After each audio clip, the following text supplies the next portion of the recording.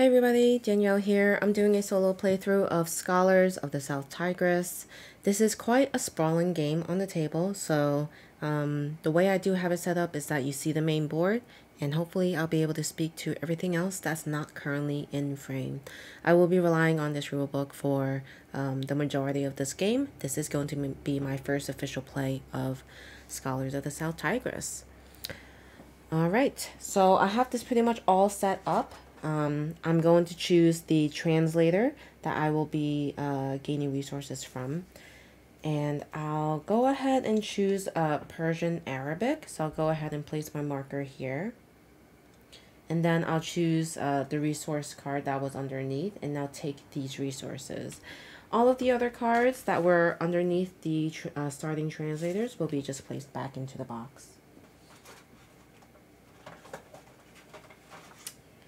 Okay, so this card tells me I'll need to take 7 white dice. I'll grab those. 5, 6, 7. And then I'll also take a red and yellow. Okay. So I'll put them into my bag. And then next it tells me to draw 4 from the bag, and I will be rolling 4 of them. Alright, I got 2 whites, 1 red, and 3 yellow. I'm sorry, 1 yellow, so I'll roll those. And I got a 4 red, a 4 white, a 1 white, and a 4 yellow. That's what I have right now. I will also gain 2 gold.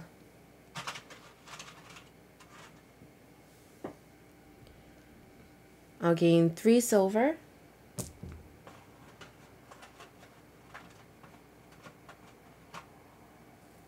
One, 2, 3. And then I gain a blue and a white worker.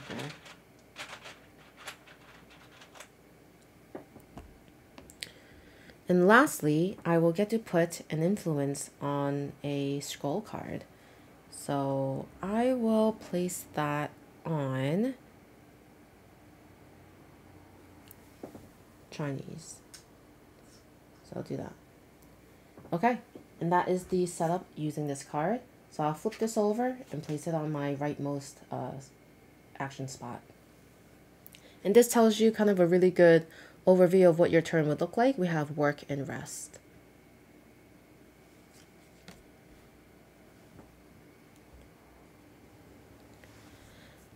I also want to show you my goals. So I have this goal card already on my board that I was given at random. And so I will have the potential to gain a white, a yellow, and a green die if I were to engage with that specific translator here. If I were to translate something from this guild, and if I were to move up this research track 3 times. So it's this one. Then I'll be able to gain those resources. So I'll simply just put these on the card to remind me, and hopefully I do remember to take it.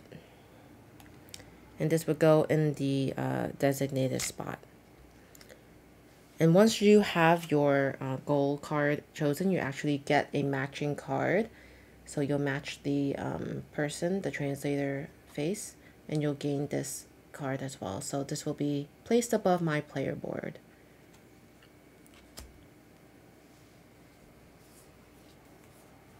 All right.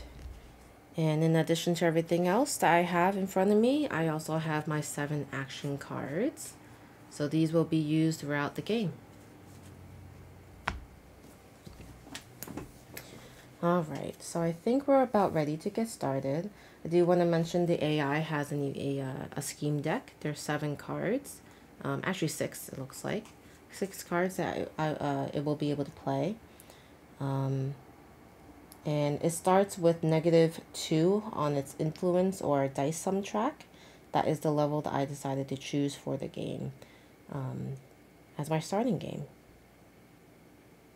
Alright. So I'll be referring to this area as the map, as the rulebook does. These are the research tracks. These are like the guilds. And I guess, I don't know, let's see what exactly what they call it. They are called, yeah, I think they're just guilds. And then down here we have like the translators that are hired.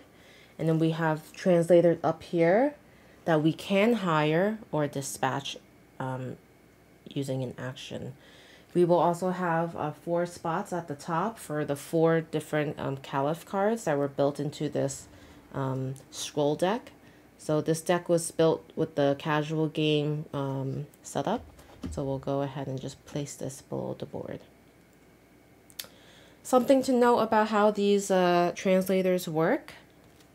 Basically, throughout the game, if I were to use a translator or if the AI were to utilize a translation, you'll put gold on the ones you use. And also, you'll also get paid for the ones that are used as well if your influence token is on it. But basically, once they have all the gold to the limit of what's above them, they retire. And the person who owns them gets to add it to the bottom of their board. And then they'll start utilizing these actions on the bottom with the brown backgrounds. They have brown backgrounds. You'll be able to use these when you do your actions. So I thought that's pretty neat. These are like multi-use cards, which I like. Alright, so I think I explained the basics of this main board. I think I'll just go ahead and get started and just see what happens. Alright, so looking at my actions, I could do a couple of things. I could recruit, I could travel, I could go up and research and translate. I'm not sure I need to translate anything just yet, but it would be good to interact with this translator so I could get my white worker sooner than later. So maybe I'll go ahead and do that, but I think I do need more gold or silver. I think it's silver. I have 3 silver and I think I need some more to be able to do anything with the translator that I want to do. So when you actually hire a translator, they have a cost depending on which room you decide to use. And you also gain things when you hire as well. So I'm just trying to think what would be the most effective first turn. At this point, I'm probably not going to play this to the best of my ability. I am just trying to learn how to play. So I'll just go ahead and pick one of these for now. I'll choose this card as my action because when I rest, it will help me go up this track, which will also help me meet my goal of going to level 3 of that track. So I'll go ahead and place this on one of my actions. I'm going to, yeah, sure. I will put it on top of my travel, which is the icon with the horse. And then after that, I will decide which dice to use. So the dice I have are 4 red, 4 white, 1 white, and 4 yellow. So 4 dice to choose from. I can use up to 2 and place them on this card. And I think my goal here is to try to make it a yellow so that I could gain this benefit. Or potentially make it orange and gain 2 silver. And I think I could make it orange with the 4 with these 2 dice. So I could place with the 4 red and the 4 yellow, and I'll be placing it just like this. And this would essentially make a 8 orange, because if you mix the red and the yellow, it makes it an orange colored die. So I'll go ahead and do that. And because it is orange, I'm going to pass this area that has an orange background color. And if you have the color that matches with your dice, you gain that bonus. And I can move up to 8 spots. So let me see where that would get me. 1, 2, 3, 4, 5, 6, 7, 8. I'm not sure I care to deliver a scroll. When you land on the darker bordered circles, you deliver the scrolls, and they actually cost money. It costs 4 coins. I don't want to do that just yet, so I'm gonna probably just stop right here, or I could stop here and gain even more coins. I think that would be my best bet. Actually, I don't need to utilize the full 8. which is perfectly fine. So I'll move 1, 2, 3, 4, 5. I'll gain 3 coins from that. 1, 2, 3. So I have a total of 6 coins right now, but also I gained this bonus because I do have the orange colored dice. So I gained 2 more coins for a total of 8 coins. All right, and that was my action. So now the AI gets to go. I'll go ahead and flip over the first card, and it looks like this. Looking at this number at the top, it shows 2 silver, and it moves 2 on the focus track. And I'll go ahead and show you what that focus track looks like. So at the beginning of the game, its marker starts here, and depending on the value at the top of the card that I just showed, which is a 2, it will move 2, and it will wrap around once it goes all the way to the right. And then at this point, the 6 plus tells me to look at the hired translators, which are at the bottom of the main board. If there are 6 or more, I get to do that top action for the AI. Otherwise, it does the bottom one, which means it will hire a translator, and the translator will have to be from the focused area, as long as there's no duplicates in the row. So right now there are no duplicates for this translator, so I'll be able to hire that with no problem. So I'll go ahead and grab the top one from that deck.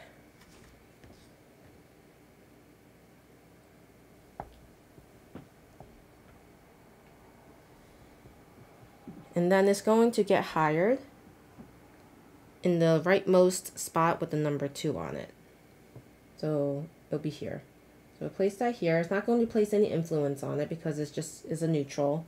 And the AI actually owns the neutral ones. Neutral meaning no influence tokens on it. So it's hired that one.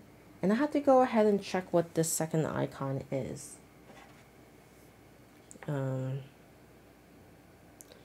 And I'm not sure I see it on this, but let's see.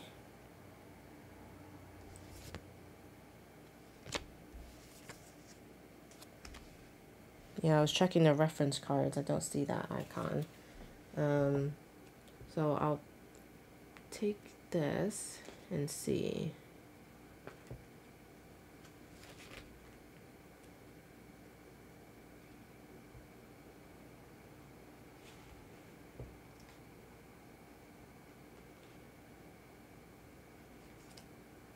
Okay, so this is what it says for that second action. So let me see if this rulebook goes into detail on that.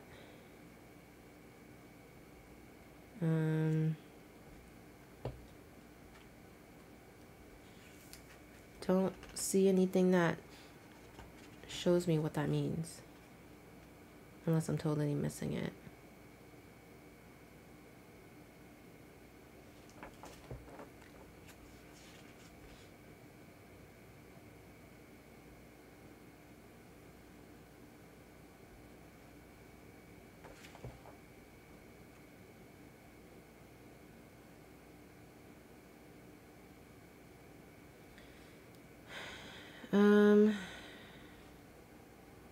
I guess I'll just have to skip what this means.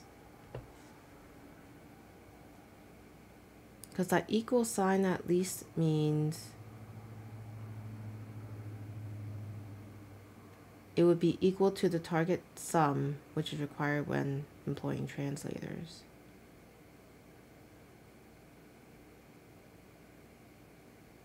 Yeah, I think it's just telling me that I'm trying to do the sum of it and putting it from the right. I think that's what it's telling me. Okay, well, that's how I understand it. And then that's their turn. And then it's back to me. I get to decide what actions to do. And I only have 2 dice left. I have a white 4 and a white 1. So, I guess depending on what I might want to do, going up the green track doesn't look so bad during rest. That's what this rest would mean. So depending on the action card, I get to also dictate the action I'll do during my rest turn. So I'll choose this card, and I will place it here. the leftmost on my player board. And I will utilize the recruit, I think. I'll use the recruit action. And I'll use the number 4 white die. And that means I'll be able to choose one from here. But actually I need a 5. At least a 7, I think. No, a 5, because that will get me this translator that I need. So I'll go ahead and use my second die. And with that second die, I do have a value of 5 with a white die, but colors actually don't matter when you're doing this action. But anyway, I am going to use that 5 to grab this translator. I could dispatch this and gain these bonuses, but I'm not going to. I'm going to flip it over and I'm going to hire it. I'm going to employ it into one of these rooms, and the cost is on the top left of each room for whichever one I need to whichever one I want to place this in. And I think I'm eyeing this one, room number 5. I'll pay my 3 coins to do so. I'll gain a blue die to hand, and that means I roll it. It's a 2, so I have that. And then I can also remove a white die from my bag. I'll go ahead and remove a white die, and that's good because you want as many white dice away from your bag. So did that, and now I get to place this down into this room, and I get to place my influence on it. Okay, and this will be able to help me, this will be able to help me translate Syriac to Arabic, and that is important, because really, when you're trying to translate anything, the end game is to get it to Arabic. All right, and now that I've engaged with this translator, I get to add this to my supply for my gold card. So I have 2 white workers now. Okay, so I think I've done everything I needed to do. Now it is the AI's turn. And this is the card that it drew. It's going to move its focus token 1 to the right, so now it's under Hebrew. And I look and see if there's 5 translators on the board, and there's actually 6 now. And what that means is it's going to do an influence a guild, and it's also going to do a gold bonus.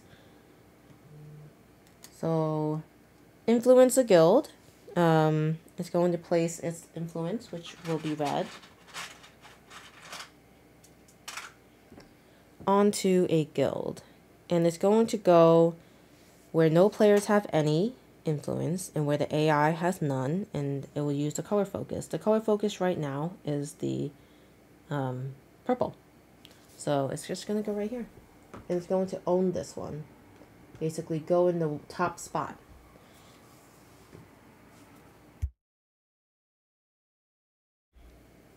Okay. And then it's going to get its gold. So place 1 gold onto the leftmost neutrals translator if possible.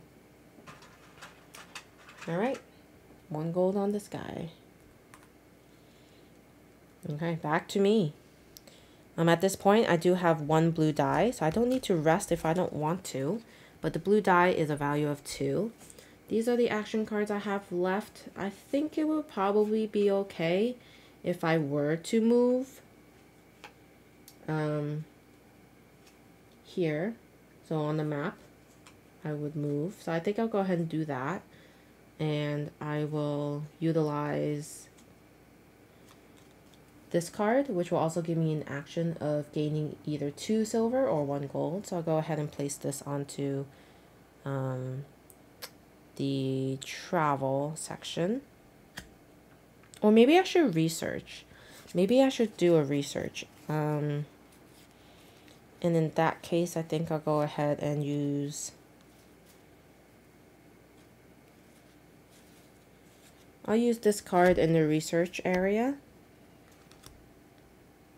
I'll place my blue 2 onto the card.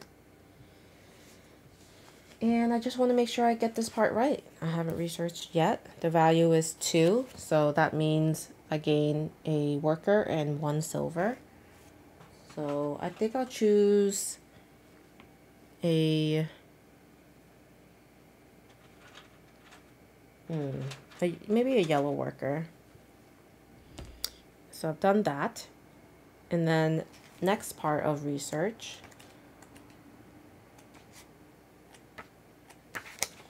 All right, found it. So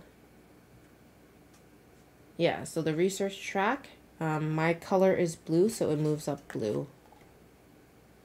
And I will gain this immediately, and this allows me to place one influence on a scroll card. I'll go ahead and place it on, I'll place it on this Chinese one. That would give me a lot of points at the end of the game if I actually grab that. Okay. So that was my research action. And just so you know, when you land on a level that is more of a transparent background, you gain those immediately. If you land on these, you actually get these at other times, usually probably during your rest phase. Okay, so next is the AI. This is the third card. And it just so happens that this is the third red card. Anytime there's 3 red or 3 blue, the turn after, if you notice that that's the case, it will do a rest action. So in this case, it's not going to. It's just going to continue with this turn. And we're going to look at this number. And it's telling us if there are 3 or more, let's see. When am I checking here? I guess scroll cards. I have to just see what that means.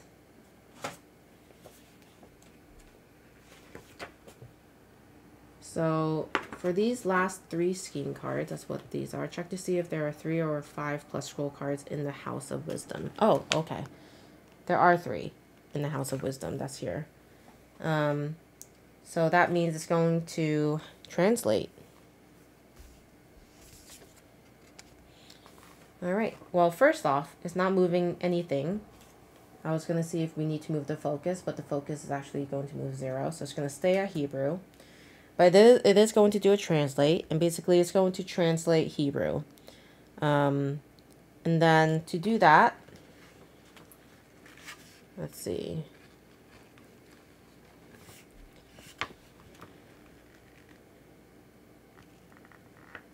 They will decide between. Okay, so it's going to focus on Hebrew. And this would be the one it translates.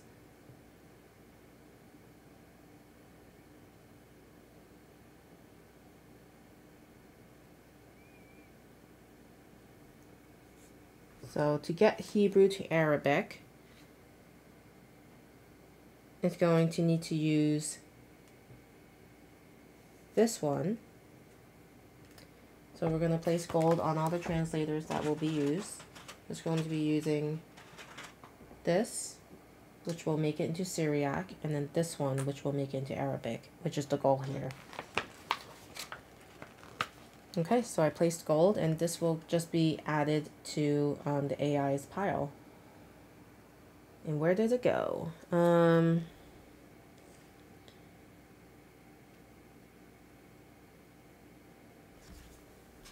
Oh, actually, I guess the gold doesn't get placed that way. It says, place onto neutral translators who can speak the scroll's language, moving from right to left across the main board. Place onto your translators who speak the scroll card's language, moving from left to right across the main board. You receive 1 for each. Oh, so it's only Hebrew. So it's going to be placing it on this. And that's it, just that one.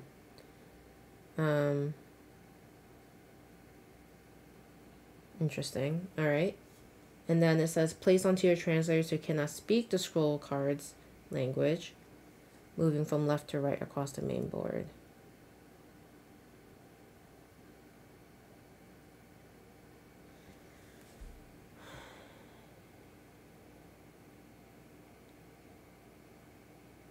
Am I placing that much gold? That's a little confusing.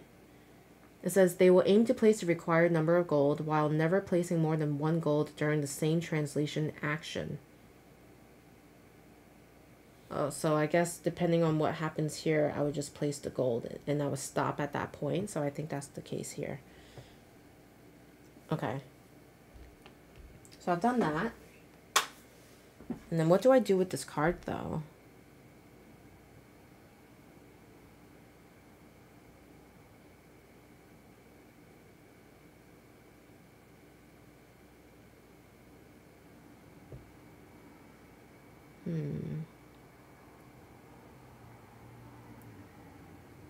Oh, okay. After translating a scroll card, place it face down above the matching language printed. Alright, so it's Hebrew. Good to know. Alright, that's done. That was a little complex, the translation. And it's back to me. I don't have any dice, so I'm going to have to do a rest, I think, at this point. And a rest includes reveal bottom scroll card. So I have this pile of scroll cards. I'll reveal the bottom. It is Hebrew. And after that, I have to see what I'm doing. I think, yeah, it would just have to go. This will move 2, only on the black. And I'll swap it with this because nothing's on it. And then this one will go here. It has to always fill up a empty tower thing here. And then I think that's what happens with the rest. Again, I said I would need to reference this a couple of times. So I revealed the bottom scroll card, done. Gain income after the bottom card from the scroll card draw pile has been fully resolved. The resting player then gains income from all rest icons on their player board. Okay, we'll do that. We'll gain income. So my player board looks like this right now. And I'll be doing all the things that are in the blue from left to right. So I'll be going up this track, going up that track, going up a couple tracks actually, gaining a dice to gain gold, and then also gaining a white worker. And then lastly, I'll be going up the blue track as well.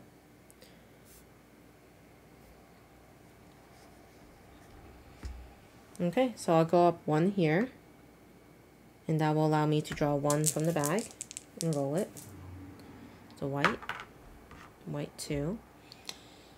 And then I will go up 1 here. This will give me 1 silver.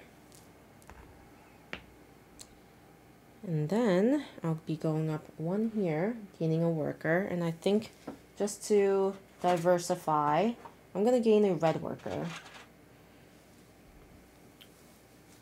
After that, I will gain 1 white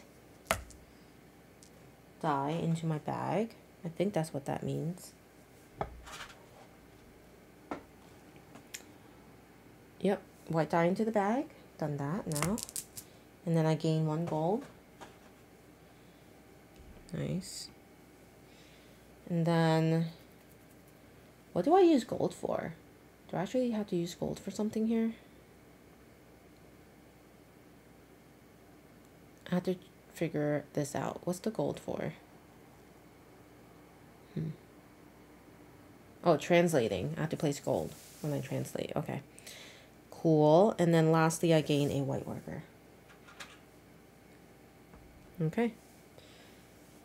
So now that I finished resting, well, I didn't actually. I had to return all used dice to the bag. So all the dice that I had on my cards, I'll do that.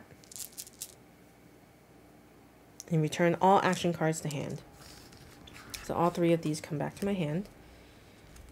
And then, oh, I do go up 1 here. Ooh, that kind of messed things up because I forgot to do that one. And I already put the dice back in my bag. Alright, but at least I could draw up to 5 when I need to, actually. Which I think happens when. When do I do that?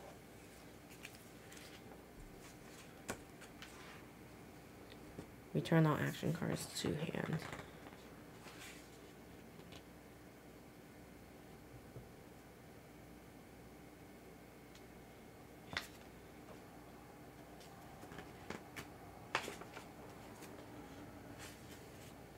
Well, when do I get my dice back? Don't I get my dice back at some point?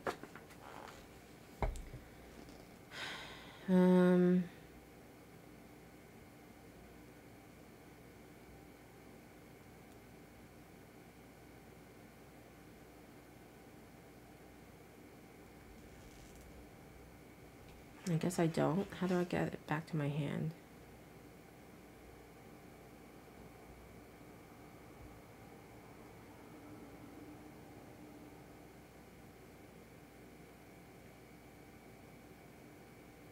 Oh yeah, astronomy. Harvest the astronomy research track, topping up the dice in their hand to 5.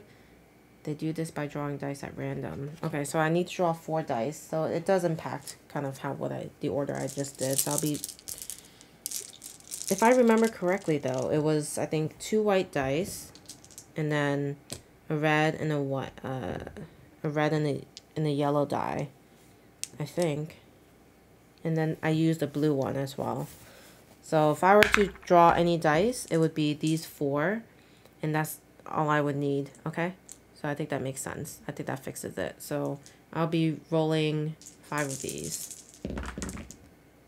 Okay, there we go. And the rest would be in my bag. Okay. Alright, so that was my action. It turns out the AI will also do its rest. And when it rests, it says reveal bottom card from scroll card, draw pile. Okay. It's Greek. This will move to 1, 2. Replace this. And then this will just get discarded since these are all full. We don't need to worry about it. Okay. Alright.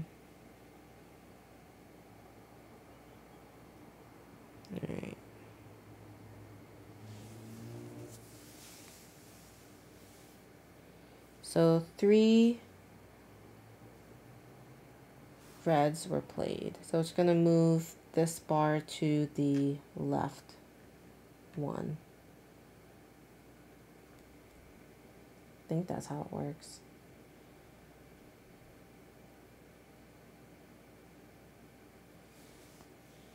Alright, let me just double check the AI's resting information.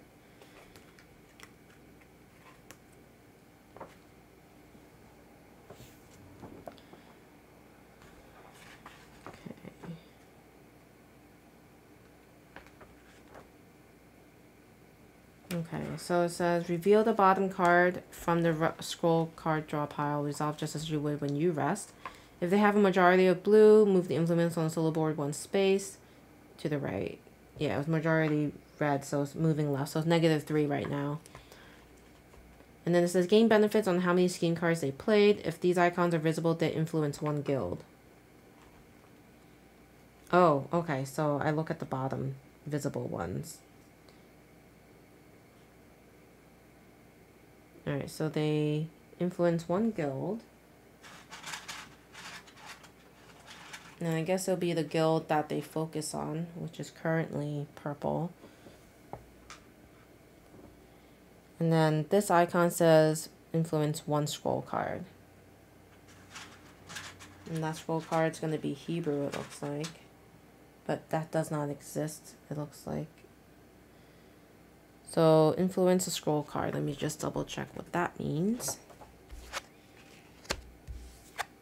So use language focus. It would attempt to do Hebrew, the lowest row, and then use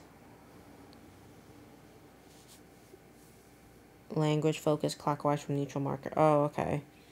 So it's just gonna go ahead and do the Syriac. So influence that one. Okay, and now we just reshuffle the deck.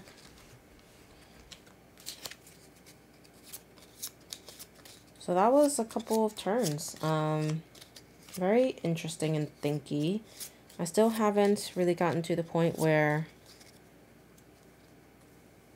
I can gain my extra green dye here. I need to get up to level 3, which is here, I think. Is that right? Is that what that times 3 means? I think so. Because I was thinking maybe it would be here that I would get it, but I think it would have to be here. Or else why would it be numbered that way? I'll have to get clarification on that end.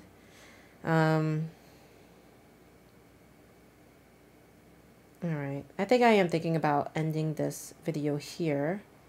I think I need to just reread the rules a little bit just to make sure I'm following things correctly. But hopefully this was a good preview of what Scholars of the South Tigris feels like when you play. I know this was not the best setup to see everything that I was doing, but hopefully I was able to explain things as clearly as I could. If you have any questions, let me know, and I look forward to doing more videos on this game. Although I don't know if it would be playthrough videos, it is hard to record that way with my logistics here. I might just do maybe a summary of maybe what I think about the game, if you guys think that's helpful, and maybe highlight some areas of the game that I liked, maybe I didn't like. But yeah, overall I thought so far, you know, I've played a couple of turns, not really even half the game yet. So far I think it's manageable. It's not one of the hardest games I've ever learned. I think Gaia Project takes that one for me. This one is pretty neat so far. Alright, well, I'll end this video here. Appreciate you guys watching. Leave a comment, like, or subscribe if you haven't already. And I'll see you guys next time. Bye.